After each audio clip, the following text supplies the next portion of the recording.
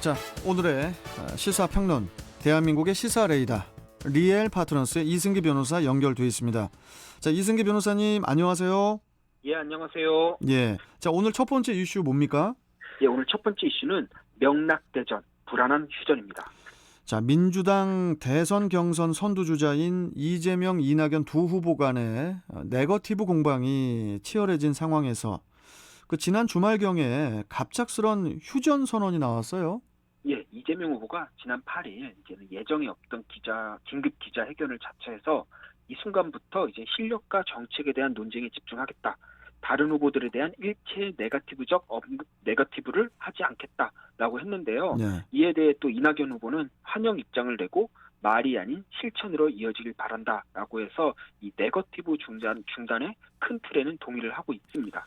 자, 그런데 지금 발언들만 보면은 앞으로 네거티브를 하지 않고 정책 대결에 집중하겠다는 건데, 그렇다면은 정전이라고 해야지 휴전이라고 하는 것은 뭐 다 이유가 있을 것 같은데요.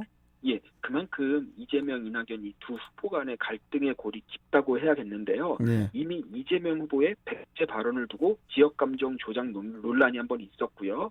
이후에 또 이낙연 후보가 2004년 또 노무현 전 대통령 탄핵에 찬성했는지 이걸 두고 또 크게 한번 붙었습니다. 네. 그리고 최근에는 또 이재명 후보의 또 음주운전 전과를 두고 또 서로 전과를 공개하라는 비난전을 펼치기도 했고요. 특히 얼마 전에는 서로의 과거 사진까지 꺼내들며 이 조폭 연루설까지 제기하면서 그야말로 뭐 감동도 재미도 없는 이 막장 드라마 수준까지 가기도 했습니다.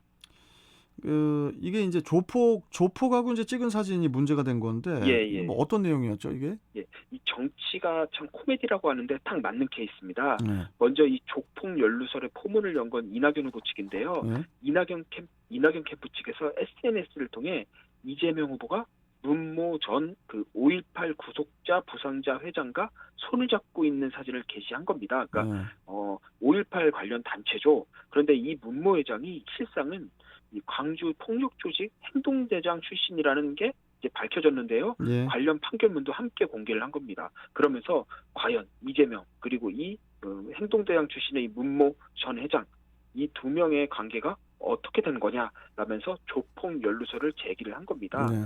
그러자 이재명 후보 측이 같은 날 곧바로 SNS를 통해 맞대응했는데요. 이번엔 이낙연 후보가 2020년 7월과 지난해 1월 두 차례에 걸쳐 이 문제의 문모 회장과 함께 찍은 사진을 공개한 겁니다. 그러면서 이번에는 두 번이나 조폭과 함께한 이유는 무엇이냐 라면서 맞불을 놓은 건데요. 물론 이재명, 이낙연 두 후보 모두 이 문모 회장이 조폭인지 몰랐고 5.18 단체의 책임자로서 만난 거라면서 이제 조폭 연루 의혹을 전면 부인을 했습니다. 그러니까 이제 결국 서로가 조폭 연루설이라며 지목한 사진 속 인물이 같은 사람이었던 거잖아요.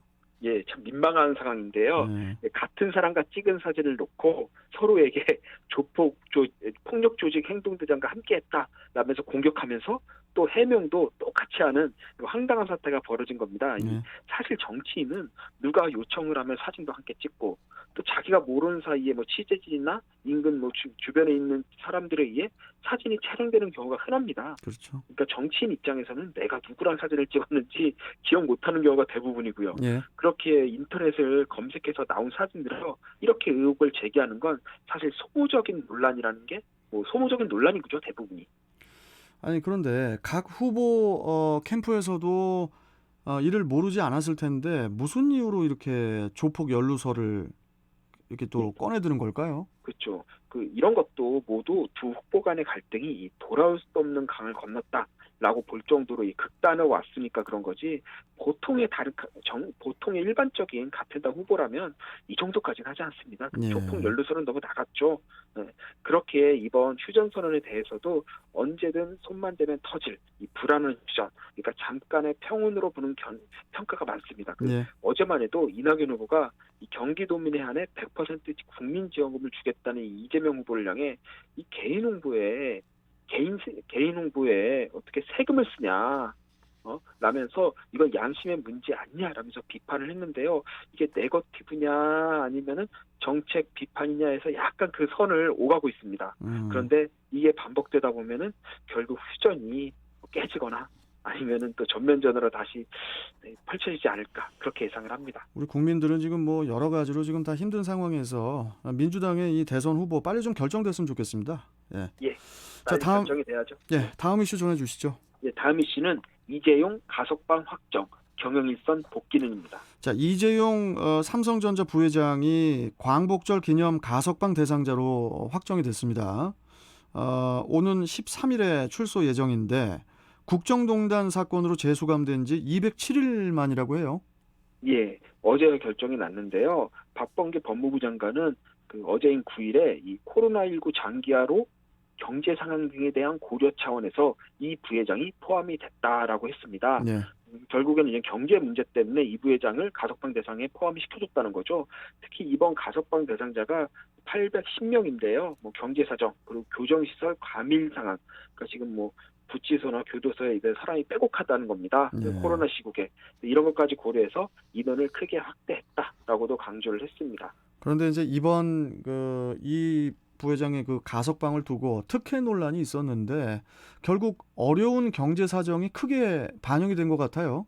예, 가석방이 이 법이랑 실무랑 좀 달랐던 게 이 형법을 보면 이재용 부회장과 같이 이제는 징역형이 선고된 사람은 형 집행의 3분의 1 이상을 채워야 가석방 대상이 됩니다. 예. 하지만 법무부는 그동안 관례상 이제는 형기의 80% 이상을 복역한 사람에게만 가석방을 허가해 왔거든요. 예. 그러다가 최근에 이 가석방 심사 기준을 이 형기의 60% 복역으로 낮췄습니다.